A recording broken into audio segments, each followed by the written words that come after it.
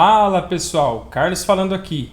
Eu gravei um vídeo esses dias falando como rodar .NET no Linux usando o subsistema Linux que está no Windows. Nesse vídeo eu vou mostrar como instalar o subsistema Linux no Windows. Sim, tem o Linux dentro do seu Windows. Vamos lá?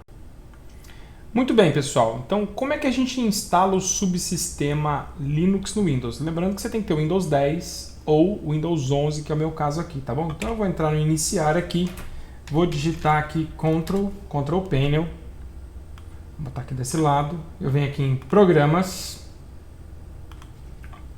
depois em Programas, ligar e desligar funcionalidades do Windows. Então vamos lá, vou abrir um pouco essa tela. Se a gente olhar aqui bem no finalzinho, ó, Windows Subsystem for Linux, porque o meu Windows está em inglês, mas Windows Subsistema Linux para Windows, tá bom? No meu já está marcado, porque eu já tenho instalado, então você clica aqui para marcar, dá um OK, ele vai pedir para você reiniciar a máquina. Uma vez que você reiniciou a máquina, você tem o subsistema, mas você não tem nenhum Linux ainda. Então a gente pode colocar vários Linuxes dentro do Windows. Como que você coloca o Linux? Então eu venho na Store, Microsoft Store, a loja aqui do Windows, e eu vou procurar por Linux. Então eu tenho vários Linux, Kali Linux, SUSE Linux, Oracle Linux, tem vários, tá? Debian, Ubuntu 20.04. Eu tenho vários Linux, tá? Fedora. Então eu quero instalar o Fedora. Alguns Linux são pagos, tá bom? A maioria deles é gratuito, tá? Então eu tenho aqui vários Linux. Eu vou instalar aqui o Kali, tá? Você vai clicar aqui e vai clicar no Install. Simples assim. Ele vai baixar o Linux na sua máquina, tá bom? Uma vez que ele baixou, você abre o Linux a primeira vez, configura lá o usuário e senha e você tem o subsistema pronto para rodar, tá bom? Eu vou deixar ele baixando aqui e vou mostrar o subsistema. No meu caso eu uso o Windows Terminal. Quando você tem o Windows Terminal, ele tem uma lista de opções aqui, ó. Então eu tenho o Ubuntu 20.04, posso clicar aqui, ele vai abrir o Ubuntu 20.04 para mim. Ou eu posso vir na linha de comandos e chamar Bash. O Bash também, nesse caso aqui, tá o Ubuntu 20.04. Mas por que está o Ubuntu 20.04? Se eu executar na linha de comando aqui WSL, que é o Windows Subsistema Linux, né? WSL-list. Eu tenho aqui então o Ubuntu, que é o default, né? Eu defini como default. Tenho também o Debian e tenho aqui o Docker Desktop, que também usa o subsistema Linux, tá bom? Mas aqui eu posso definir, então, eu não quero que seja o Ubuntu, o default, eu quero que seja o Debian. Então, o WSL tem aqui uma lista de comandos que você pode usar, tá bom? Ó, então tem vários comandos aqui, como setar o default, né? Setar a versão default e coisas do tipo, derrubar o subsistema, tá?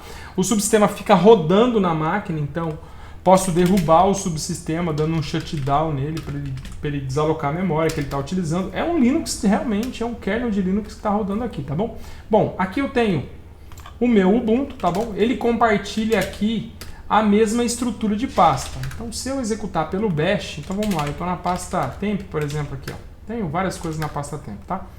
Se eu abrir o Bash aqui, ele compartilha o mesmo sistema de arquivo. Então, ele tem lá no mnt/c ou /d, se tiver outro drive ou EF, enfim, ele vai compartilhar os mesmos arquivos. Então, é um sistema conjugado, na verdade, né? Você tem o Windows e o Linux funcionando sob o mesmo sistema de arquivos, mas o Linux mantém o sistema de arquivo padrão dele, tá? Então, aqui eu tenho o Home, tenho o etc, tenho várias coisas. Então, eu posso instalar coisas aqui no Linux? Posso, por exemplo, eu tenho aqui o .NET instalado no meu Ubuntu aqui, tá bom?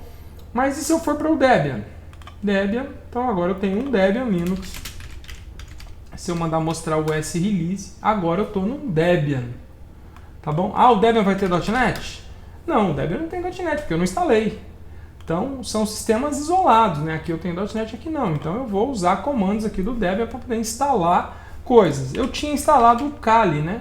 Tá aqui, ó. O Kali foi instalado como um aplicativo pela loja. Quando eu clico a primeira vez nele, ele vai então executar a instalação, vai me pedir o nome do usuário, eu vou colocar aqui CDS, vou colocar uma senha aqui qualquer. Pronto, eu estou no Kali Linux, tá bom? Então, agora o Kali, se eu fechar aqui o meu terminal, e abrir de novo aqui o meu terminal, eu tenho aqui como opção agora também o Kali Linux, tá bom? Se eu colocar o WSL-list, eu tenho também o Kali Linux aqui, tá? Da mesma maneira. Então, eu consigo usar vários tipos de Linux, tá?